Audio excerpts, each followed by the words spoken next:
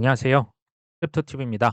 이번 시간에는 세계 3대 신용평가사 중에 무디스라고 있습니다. 무디스에서 언급한 섹터와 코인들은 무엇인지 한번 살펴봅니다. 그 전에요.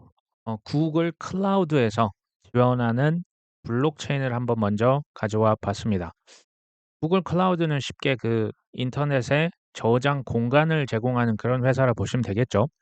보시면 아비트럼, 아발란체, 크로노스, 이더리움, 팬텀, 옵티미즘, 폴리곤, 트론, 비트코인, 비트코인 캐시 이런 레이어 1, 레이어 2들의 이미 지원을 많이 하고 있습니다. 작년 9월이네요. 구글 클라우드에서는 폴리곤을 포함해서 11개의 블록체인을 추가해서 블록체인 데이터로 더욱 깊이 파고들었다. 이런 기사를 제가 몇 가지 좀 찾아봤었습니다. 아발란체가 포함이 됐고요. 아비트럼, 크로노스, 이더리움, 팬텀, 니어, 옵티미즘, 폴카닷, 폴리곤, 그다음 트론까지 있고요. 그 마지막에 이제 올해 3월이었네요. 멀티버스 X라고 하는 게 마지막으로 구글과 파트너십을 맺었죠. 그러면서 이런 말을 합니다. 구글에서는 이러한 블록체인을 수요가 많다. 수요가 많기 때문에 당연히 제휴를 하겠죠. 이제 사용자는 한 지갑에서 다른 지갑으로 자산을 옮기고 또 가장 인기 있는 토큰이 무엇이고 사용자가 스마트 계약과 상호 작용하는 방식에 대한 정보를 뭐 할 수 있다? 검색할 수 있다. 우리가 모르는 게 있을 때 구글에 정보를 검색해 봅니다. 블록체인도 마찬가지입니다. 저장 공간에 해놓고 그것을 저장을 할 때 그 저장 공간을 하고 그 이제 레이어 1, 레이어 2에 있는 정보들을 갖다가 이제 쿼리할 수 있다는 것은 검색해서 직접 가져올 수 있다. 지금 이런 얘기거든요. 제휴를 하는데 그런 이유가 있는 거죠. 자, 구글을 제가 말씀을 드렸는데요. 구글은 클라우드고 마이크로소프트는 애저라고 있습니다. 아마존 웹 서비스. 이런 세계 최고의 좀 기업들이 인터넷 저장 공간을 과거부터 제공을 해 왔습니다. 근데 지금 11개 블록체인, 정보와 자산 이체 내역 등 이런 것들을 저장해 두고 언제든지 조회할 수 있다. 이런 협업이 이루어지고 있습니다. 아마존 웹 서비스가 사실 클라우드의 1위거든요. 시장 점유율이 제일 높습니다. 이 아마존에서는 어떤 블록체인을 쓰는지 제가 한번 찾아봤거든요. 무려 70개 이상의 블록체인을 이미 쓰고 있는데요. 여기 보시면 하이퍼레저, 코다, DAML, 이더리움 아시죠? 쿼럼은 JP 모건의 블록체인이라 보시면 됩니다. 블록스택. 그러니까 생각보다는 조금 낯이 익숙하진 않은 블록체인들을 쓰네요. 마이크로소프트 애저라고 하는 데는 어디를 블록체인을 지금 쓰고 있냐? 보시면 이더리움은 공통적으로 들어가 있고요. 쿼럼은 아까 JP 모건이라고 했죠. 포다 그리고 하이퍼레저 패브릭 우리가 투자하고 있는 코인 같지는 않죠. 자, 이런 것들을 제가 한번 말씀을 종합적으로 드려볼게요. 구글은요. 그 퍼블릭 블록체인들을 사용하고 있는 겁니다. 퍼블릭은 뭡니까? 이더리움, 솔라나, 아발란체, 니어 프로토콜, 알고랜드 이런 거죠. 반면에 마이크로소프트나 아마존은요.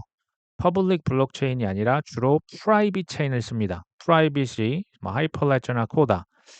잠깐 복습합니다. 퍼블릭 체인은 누군가의 허가가 필요가 없죠. 인터넷입니다. 우리가 인터넷 하는데 누구 허가 받고 어디 그 웹사이트 들어가는 거 아니잖아요. 북한이 아닌 이상. 이게 퍼블릭 체인이고요. 프라이빗 체인은 뭡니까? 말 그대로 프라이빗하게 쓰는 거예요. 누군가의 허가를 득해서만 쓸 수가 있고요. 주로 대기업 내에서 그들만이 굉장히 효율적으로 금융거래 아니면 정보를 왔다 갔다 할 때 쓰는 거죠. 제가 이것을 그래서 인터넷이 아니라 반대 개념으로 그룹웨어라고 설명드린 바가 있습니다. 삼성전자에서 그룹웨어 만들면 삼성전자 직원만 쓰는 거죠. 그런 개념입니다. 이게 이제 뭐가 더 좋다 나쁘다라는 거는 실은 애매해요. 퍼블릭 체인은 퍼블릭 체인의 용도가 있고요. 프라이빗 체인은 훨씬 더 빠르고 효율적으로 이게 이제 그렇게 또 저렴한 수수료까지 제공해서 그들 용도에 맞게 쓰면 됩니다. 둘 다 활용 가치가 있는데 구글과 마이크로소프트, 아마존은 조금 이제 집중하는 분야가 다른 겁니다. 자, 이 배경 지식을 가지고 구글 클라우드가 웹3 포털에 이어서 이제 자체 블록체인 RPC를 출시했다. RPC는 뭐 원격 절차 호출이라고 하는데요. 이걸 뭐 굳이 아실 필요 없습니다. 저장 공간에 저장을 해 놓은 정보를 언제든지 호출해서 꺼내 쓸 수 있는 거. 이거 하려고 구글 클라우드가 이렇게 여러 블록체인과 파트너십 맺었죠. 여기에서는 EIP 1474 표준을 지원한다. EIP라고 하는 것은 그냥 이더리움 표준입니다. 이더리움을 표준을 그대로 지원을 하고 있고요. 여기서 지금 보시면 구글 클라우드 인프라, 그러니까 블록체인 쓰는 사람들도 구글을 쓰는 이유, 이점이 있어야겠죠. 구글 클라우드를 쓰기 때문에 보안성이 높고요. 안정성이, 그러니까 이제 뭐 서버가 다운되거나 이런 것이 좀 더 줄어들 수 있다, 뭐 이런 얘기를 하는 것 같습니다. 자, 이 서비스는 현재 이더리움 메인넷 및 테스트넷을 이미 지원하고 있어요. 이더리움은 기본적으로 지원합니다. 근데 향후 다른 네트워크로 확대할 방침이다. 이게 뭘 의미할까요? 아까 1년 혹은 그 전에 맺었던 수많은 블록체인 레이어 1, 레이어 2랑 지금 제휴해서 고속도로를 확대하겠다. 인프라를 확대하겠다. 지금 이런 얘기입니다. 이걸 보시면 제가 계속 말씀드리잖아요. 스테이블 코인 1위, 2위가 테더와 USDC죠. 이 스테이블 코인이 왔다 갔다 할 이제 블록체인들 15개 뭐 고속도로다. 뭐 블랙락도 서클에 투자를 했기 때문에 이런 15개 블록체인을 제가 계속 강조를 했었습니다. 지금 하나 또 보시는 거죠. 구글과 같은 기업, 또 마이크로소프트, 아마존 웹 서비스가 공통적으로 다 지원했던 거 기억나십니까? 이더리움이잖아요. 이더리움 요즘에 뭐 가격이 좀 떨어져서 이더리움 뭐 이제 잡코인이다, 이더리움 또 쓰레기다, 형편없다 이런 말이 슬슬 들리기 시작합니다. 이런 잡코인, 가치 없는 코인, 블록체인과 협업을 왜 할까요? 제가 지금 말씀드렸던 5개 회사의 공통점이 있습니다. 구글, 마이크로소프트, 아마존, 테더, 서클. 공통점은 바로 민간 회사라는 거예요. 민간 기업이 공기업과의 차이점이 뭡니까? 공기업, 우리나라 한국전력 생각해 보십시오. 좀 적자 봐도 그냥 합니다. 국가에서 뭐 어떻게 해주겠지. 민간 회사에서 적자 보고 운영하는 사업이 있습니까? 돈이 안 되면 목에 칼을 대도 아마 안 할 겁니다. 그게 민간 회사죠. 이들 민간 회사에서 예외 없이 어디를 지원한다? 이더리움 쓰고 있다라고 계속 지금 보고 계십니다. 특히 구글과 테더와 서클 이런 스테이블 코인 이 친구들은 도대체 왜 이런 퍼블릭 블록체인에 사활을 걸고 계속 넓혀가고 있을까요? 계속 추가하고 있습니다. 퍼블릭 블록체인은 미래 인터넷 인프라라 보시면 됩니다. 이제 소위 웹3라고 하죠. 미래 쓰이는 인터넷 쓸 거잖아요. 거기에 이제 밑에 있는 그 기둥, 뭐랄까요? 그 기초공사라 보시면 돼요. 그만큼 확실하게 쓰이는 인프라죠. 여기에 투자를 해 놓는다. 확정된 미래를 준비하는 건 아닐까요? 오덜리 네트워크라고 있습니다. 오덜리 네트워크는 뭐 유명한 거 아니에요. 아실 필요는 없는데 그냥 뭐 이제 그 코인이나 거래소를 개발하는 데 지원하는 프로젝트라 보시면 됩니다. 거래소 만드는 어떤 프로젝트인데 여기가 또 구글 클라우드랑 협력을 합니다. 근데 만들어 놨는데 좀 오류가 나올 수 있죠. 그 개발자들에게 인공지능 바운티 프로그램을 출시해서 그러니까 이제 거래소인데요. 이게 재밌는 게 거래소에서 AI 에이전트 앞으로요. 제가 장담합니다. AI 에이전트라는 말을 자주 듣게 되실 겁니다. 이건 뭐냐면 사람 쉽게 말하면 그냥 AI 로봇입니다. 사람이 아니라 AI 자체가 운전도 하죠. 운전도 자율주행할 거고요. 나중에 거래소에서 직접 거래한다는 거예요. 걔네들을 구축하는 개발자한테 잘못이 있으면 우리가 그거 돈 줄게 찾아봐. 이거 하고 있는 겁니다. 조금 어려우실 수 있는데요. 자, 구글에서는 확정된 미래, 아까 블록체인 말씀드렸죠. 지금은 인공지능입니다. 인공지능이 코인 거래소 와서 거래를 한다는 거예요. 여기 투자를 아낀다라는 것은 이거는 잘못된 거죠. 이게 위기의식이 있는 겁니다. 빨리 선점하려고 하는 거죠. 근데 인공지능 따로, 블록체인 코인 따로가 아닙니다. 앞으로 미래는 어떻게 되냐면요. 인공지능, 코인, 자율주행, 저장 공간이 있어야겠죠. 전력이 당연히 다 필요합니다. 이 세상이 전부 다 디지털화되죠. 빅데이터 당연히 저장 공간에 해야 되고요. 이게 인공지능에 쓰이고요. 메타버스 이게 서로 다 연관이 돼 있어요. 얘만 기술이고 코인은 뭐 X가 아닙니다. 가격이 조금 떨어졌다고 해서 웹3 세상, 코인이, 블록체인이 다 무너진 게 아니다. 오랜만에 JP모건의 제이미 다이먼 회장이 컨퍼런스에 나왔습니다. JP모건은 블록체인의 가장 큰 사용자다. 뭐 이런 표현을 합니다. 우리는 12년 동안 블록체인에 대해서 얘기해 왔지만 이 말도 제가 볼 때는 실수예요. 12년 동안 블록체인을 팠다라는 얘기는 지금 이 전체 판을 뭐 블랙락도 있습니다. 전체 판을 예전부터 뭐 했다? 준비해 왔다는 겁니다. 근데 별다른 일이 일어나지 않았다. 자, 블록체인은 인공지능과는 다르다. 지금 JP모건은 오닉스라고 하는 프라이빗 블록체인을 스스로 만들어서 운영을 하고 있거든요. 금전 거래에 이거 씁니다. 지금 테스트 이제 하고 있는데 제이미 다이먼은 그간 암호화폐는 돌멩이랍니다. 돌멩이. 비트코인은 거품이 잔뜩 낀 사기. 내가 정부 고위직이었다면 코인 금지시켰다. 아직도 이런 그 내러티브가 있어요. 뭐냐면 블록체인만 기술이고 코인은 사기고 코인은 돌멩이고. 근데 인공지능을 좀 더 인정하는 듯한 뉘앙스를 보이죠. 왜냐하면 그럴듯하니까. 둘 다 혁신입니다. 둘 다 블록체인, 인공지능 선호가 뗄래야 뗄 수가 없습니다. 근데 이렇게 말해놓고 블랙록에 비트코인 대리점 모집한 사람 손 한때 그때 손들었던 데가 어디다? JP모건, 골드만삭스입니다. 근데 문제가 있어요. JP모건이 비트코인 현물 ETF를 샀습니다. 올해 1분기에 그것도 승인되자마자 샀는데 생각보다 매우 소량을 샀어요. 그 이유가 뭐다? 그 SEC에서 만들어 놓은 SAB, SEP 121 회계 지침 때문에 은행은 지금 비트코인, 이더리움 현물 ETF 많이 살 수가 없습니다. 그거 사면 그에 훨씬 더 많은 현금을 쌓아놔야 되기 때문에 사실상 이게 은행의 코인 보유 금지죠. 이거 내년쯤 해서 이거 그 없어질 겁니다. 자, 오닉스 말씀드렸죠. JP모건에서 개발한 프라이빗 체인. 이걸로 본인들 돈 거래를 스위프트가 아니라 이걸로 훨씬 효율적으로 할 수가 있기 때문에 만든 겁니다. 언제부터요? 10년 전부터 했습니다. 자, 프라이빗 체인은 해당 기업 내에서 사용을 한다. 쉽게 말하면 좀 폐쇄적이에요. 인터넷은 뭐 폐쇄는 폐쇄입니까? 전체 다 이제 쓸 수 있는 거잖아요. JP모건 지금 프라이빗 체인을 만들어서 사용을 하고 있는 겁니다. 근데 여기서 포인트는 뭐냐? JP모건 오닉스 블록체인을 안 써주면 쉽게 JP모건이 우리나라 신한은행, 우리나라 농협과 금전거래할 필요가 있잖아요.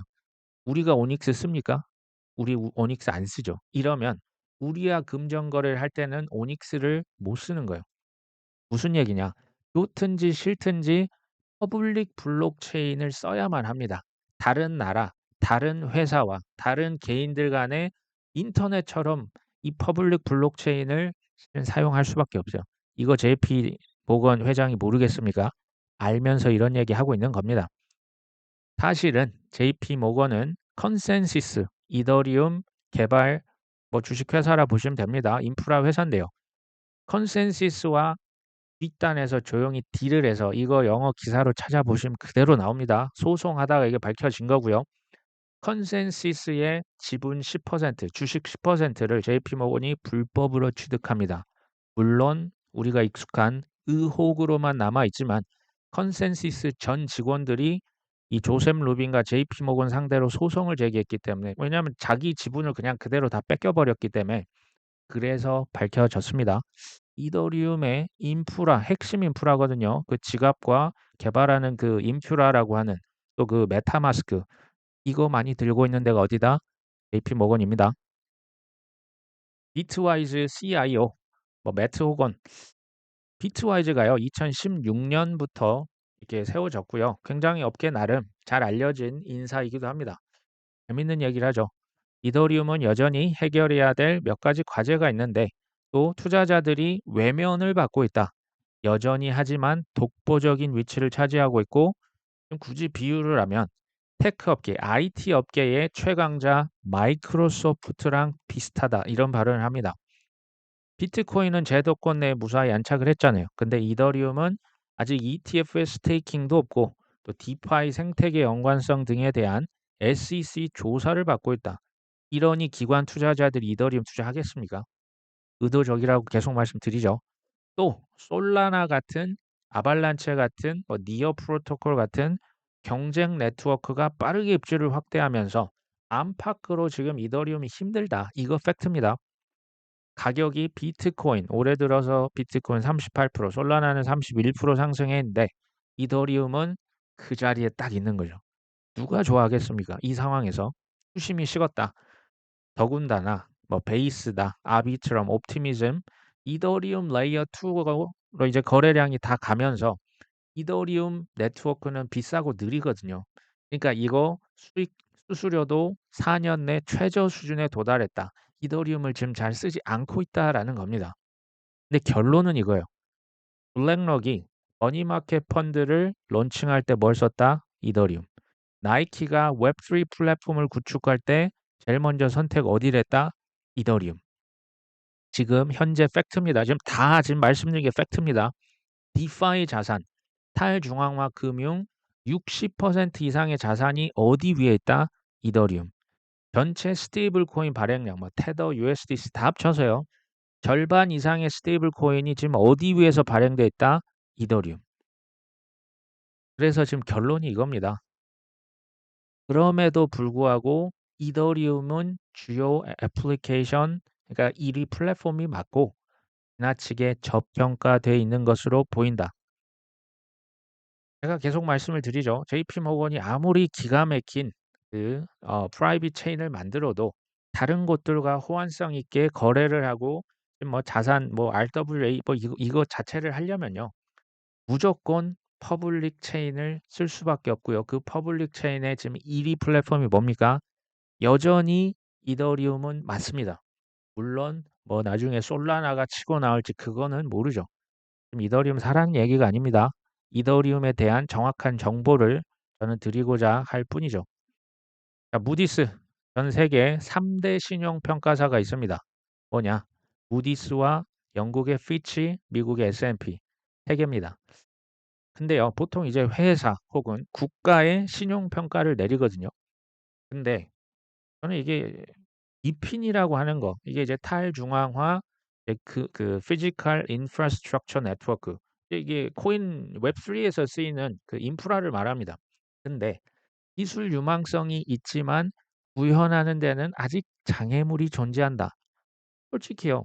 저는 이제 투자자 관점에서 그냥 객관적으로 말씀을 드리면 기술이 유망한데 구현이 아직 안 된 거죠.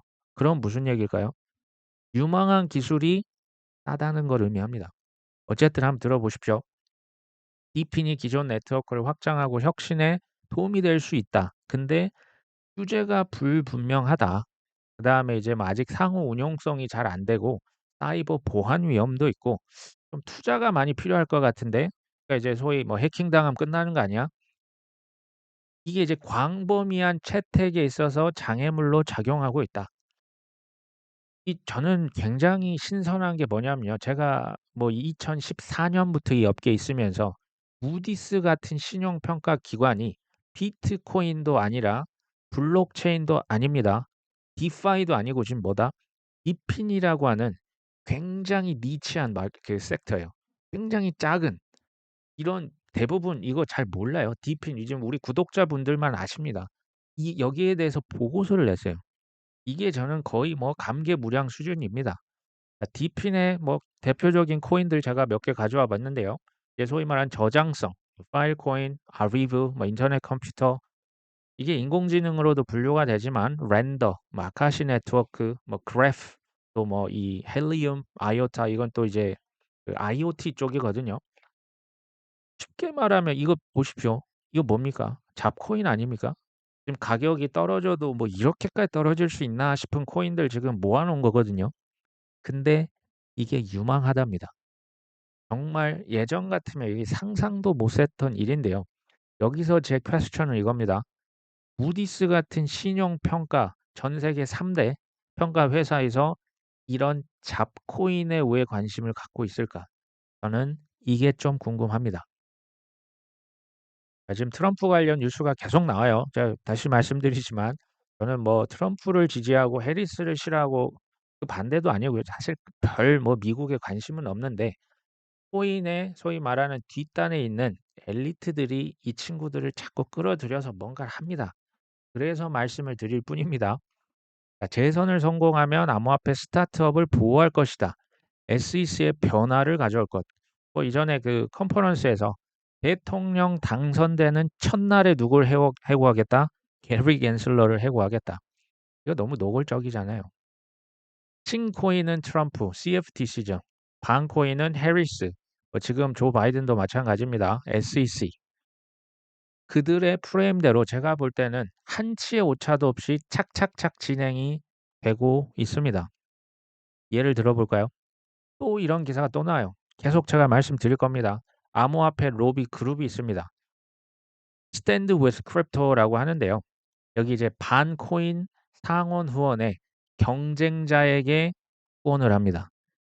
그러니까 이게 자기들이 그 Stand with Crypto 로비스트들이 이게 이제 자체적으로 그 블랙리스트를 만들어요. 이 친구는 너무나 반코인, 그러니까 지금 F 등급, 낙제 등급이에요. 이 친구는 무조건 낙제시켜야 되는 거죠. 이 친구의 경쟁자에게 지금 얼마를 몰아준다? 하루에 1억입니다. 우리 돈 1억씩 대략 40일 동안. 이게 지금 40일인지 지금 좀 애매한데요. 3,200만 달러 후원을 한다라는 것은 거의 우리 돈요 400억입니다. 400억을 이걸 지금 후원한다? 이건 사실 뭐 거의 쉽지 않죠. 그러니까 이게 노골적인 돈 선거 아닙니까? 돈 선거가 맞죠. 근데 우리나라에선 큰일 날 일도 미국에서는 로비가 합법이기 때문에 사실 이게 뭐 너무 지나치지 않는 이상 문제가 없습니다. 두 번째로 한번 상식적으로 생각해 보십시오. 반코인 인사를 낙선시키기 위해서 그 경쟁자에게 돈을 3,200만 달러 후원한다고요? 누가 이길까요? 확률을 말씀드린 겁니다. 무조건은 아니죠. 스탠드 위드 크립토 이런 친구들이 블랙리스트 A, B, C, D, E, F 등급을 만들어서 F들은 강력하게 저지를 시키는 겁니다. 이제 얼마 안 남았습니다. 11월 5일이요. 미국의 대통령, 국회의원 새롭게 다 지금 뽑고 있거든요. 얼마 안 남았는데 앞으로 미국의 의회가 어떤 사람들로 채워질까요? 미 의원 2명이 암호화폐 규제 법안 올해 통과 가능성이 존재한다. 더 이상 미룰 수 없다. 대표적인 친코인 인사입니다. 그 패트릭 맥헨리. 여기 이제 그 미국 하원의 금융 서비스 위원장이고요. 상원 의원 신시아 루미스. 뭐 거의 이분은 비트코인 맥시 수준입니다. 이 2명이 올해 안에 코인 규제 법안이 통과될 가능성은 여전히 존재한다. 이들 해당 법안을 오랜 내에 2024년 가기 전에 통과해야 되는 법안 리스트에 포함시키기 위해서 노력하고 있다. 그러면서 한마디 하죠. 법안 추진이 다음 회기로 연기가 되면 25년 후반 1년 그 이상 미뤄지게 되는데 더 이상 기다릴 수 없다. 유럽이 우리보다 훨씬 앞서 있다. 굉장히 중요합니다. 잘 생각해 보십시오. 친코인 법안이 올해 통과가 돼야 된다. 여기서 조바심이 느껴지시지 않습니까? 이 코인 법이요. 제가 계속 노래를 부르고 있는 그 코인 법입니다. 크게 두 개인데요. 첫 번째가 핏 21번, 뭐 21세기 뭐 금융혁신법 이런 법이 있습니다. 그리고 디지털 상품 소비자 보호법 둘 다 계류되고 있는 법인데요. 이 법의 내용 핵심, 코인의 70%가 상품이다라는 거고요. 핵심은 규제 명확성입니다. 일부러 규제를 불분명하게 해놓고 뭐 기소 소송하고 뭐 코인은 사기다. 익숙하죠. 오랫동안 지금 되고 있습니다. 이거 올해 통과를 못 시키면 내년 후반이 될 거고 지금 유럽 얘기를 했잖아요. 유럽의 미카 법안을 얘기합니다. 유럽에선 이미 코인이 나와서 그러니까 법안이 나와서 이미 발효가 되고 있고 단계적으로 이미 실행에 들어갔습니다. 우리가 늦었다라는 거예요. 미국이 유럽보다 지금 늦었다. 이게 뭡니까? 과심입니다. 제가 이거 좀 어느 정도 확신을 가지고 예상하는 게요. 이 친코인 법, 뭐 세브 원투원 회계 지침이 문제가 지침이 중요한 게 아니고 법이 중요하거든요. 이 법이 통과가 된다는 것은 규제가 확실해진다는 거예요. 코인이 뭐야? 이제는 갈팡질팡이 아니에요. 뭐 애매한 게 아니고 명확해지면 그 관할에 맞는 기관들이 규제하면 되는 겁니다. 이 규제가 명확해지는 게 그러면 대략 언제 될 것이냐. 지금 올해 내라고 했잖아요. 이게 올해 내를 제가 올해 내 이거 될 것 같고요.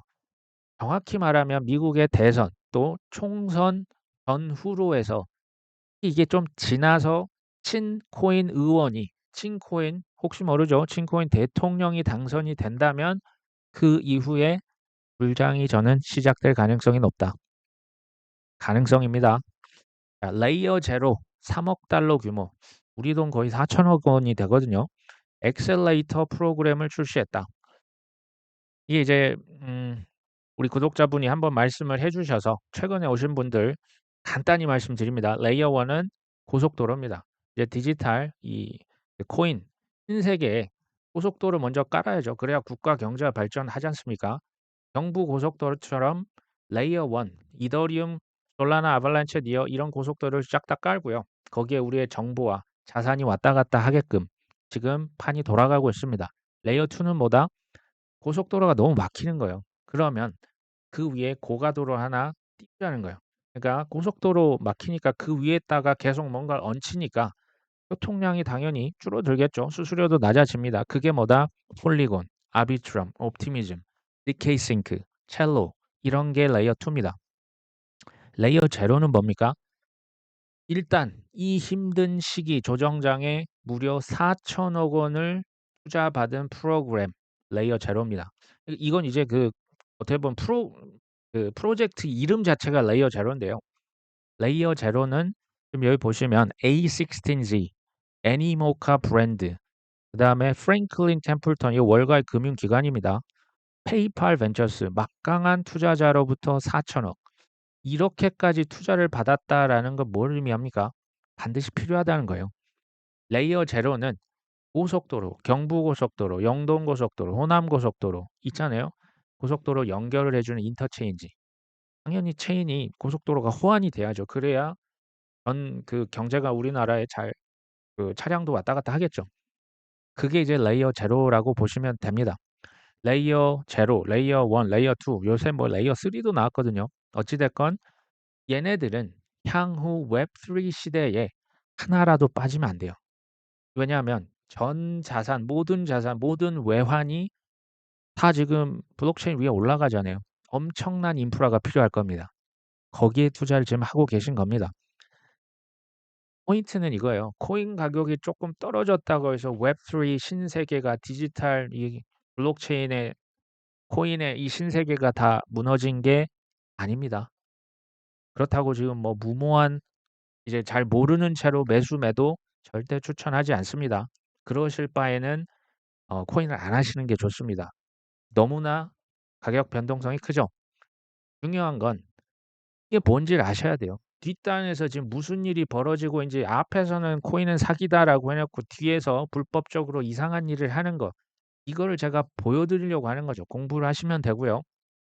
공부를 하다 보시면 확신이 쌓이실 거고 확신이 있다고 해서 무조건 이기는 게 아니고요. 지금과 같은 조정장, 재미없는 장도 인내하셔야 됩니다. 그러면 내년 어느 시점에 잘 빠져나오시면 되겠죠. 오늘 방송 여기까지 합니다. 끝까지 시청해 주셔서 감사합니다.